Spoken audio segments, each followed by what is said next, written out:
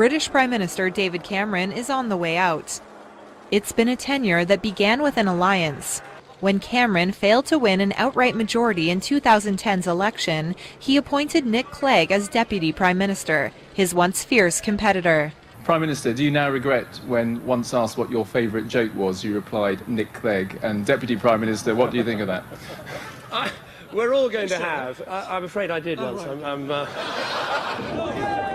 The coalition clashed on austerity as demonstrators took to the streets of London to protest against the deepest cuts to public spending in a generation.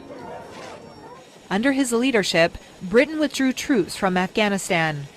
And he led the charge for a successful no campaign, even as polls suggested Scots were close to voting for independence. We want you to stay. Head, heart and soul, we want you to stay.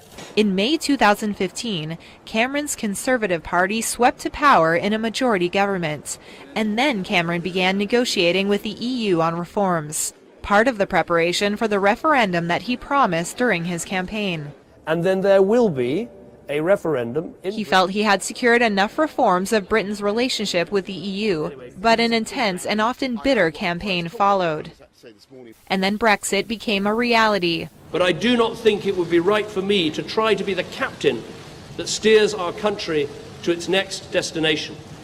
Interior Minister Theresa May will take over for Cameron as his tenure comes to an end Wednesday evening. Right.